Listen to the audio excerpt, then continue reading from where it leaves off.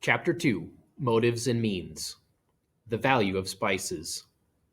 By the mid 1400s, Europeans had several motives for exploration. For one thing, they wanted direct access to the spice growing areas of the world, described by Marco Polo.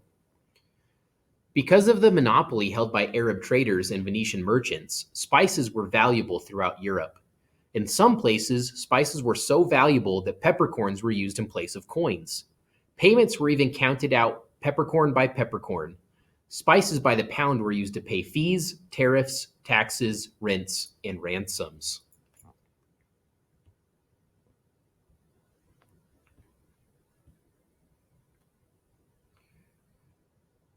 Europeans were so enthusiastic about spices because their food was not very tasty.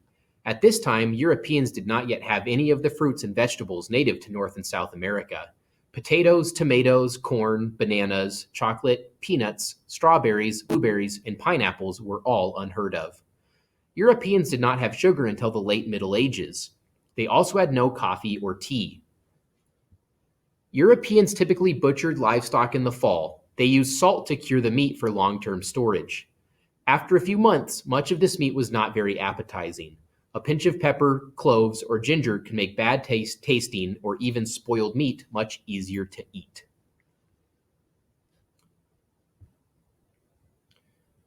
This is a map of the Silk Road. For many centuries, this was an overland trade route of nearly 4,000 miles that crossed mountains and deserts between Asia and the Arab and European cities near the Mediterranean Sea.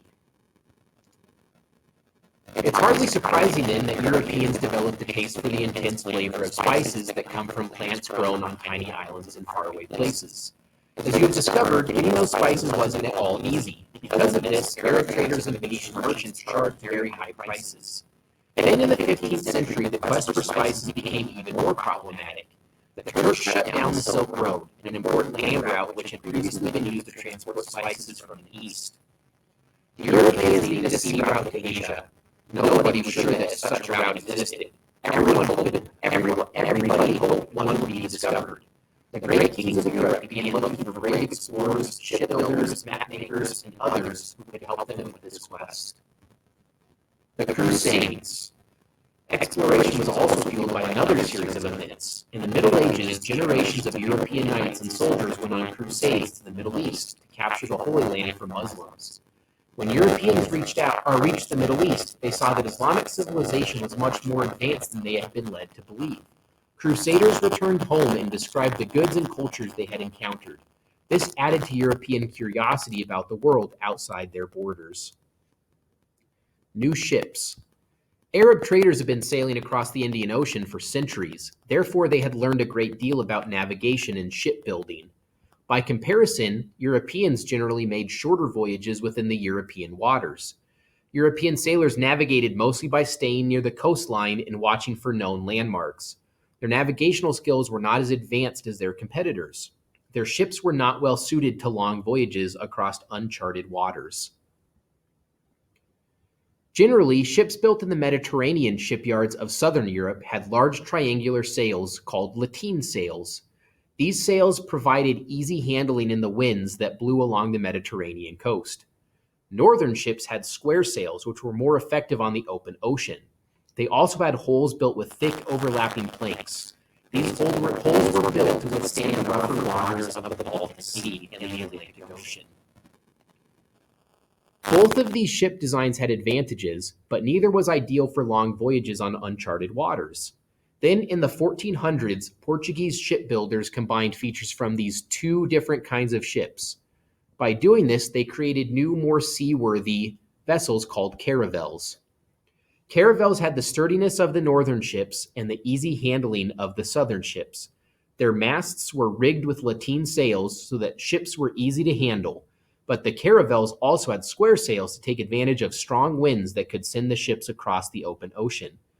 The ships had hulls sturdy enough to sail on rough seas, but they were large enough to carry men, supplies, and trade goods farther than ever before. Finding their way. Sailors needed ways to keep track of their location and direction when they were out of sight of land. To do this, they relied on the sky. During the day, sailors could plot their direction in relation to the sun's apparent movement across the sky from east to west. For example, the sun setting on the right side of the ship would mean that the ship was heading south. The sun setting on the left would mean the ship was heading north. Ship pilots also had a variety of navigational tools to help keep their ships on course. Pilots used instruments such as the astrolabe, or later the sextant, to determine the ship's latitude. By measuring the height and varying positions of the sun, moon, and stars in the sky with these instruments, pilots were able to obtain information about the time of day and the ship's location.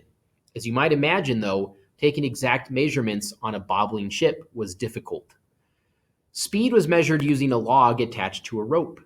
The rope had knots tied along it at regular spaces. A sailor counted the knots as they slipped through his hands. The number of knots let out during a certain amount of time was used to calculate the speed. Today, ship speed is still measured in knots. The magnetic compass, a Chinese invention, had been in use in other parts of the world for centuries. Europeans also relied on it to determine direction. However, many captains and navigators did not really understand how or why it worked. To measure the passage of time, sailors used a sand hourglass. The ship's cabin boy turned the glass every half hour. The time calculated was checked against sunrise and sunset, just in case the sand ran too fast or too slowly. Navigators also made use of observations made by the crew. Information about the clouds, birds, waves, and anything floating in the water all helped to track the ship's position on the sea. Europeans were building new ships, learning more about navigation, and updating their maps. Soon, they might really be able to sail to the far-flung parts of the world.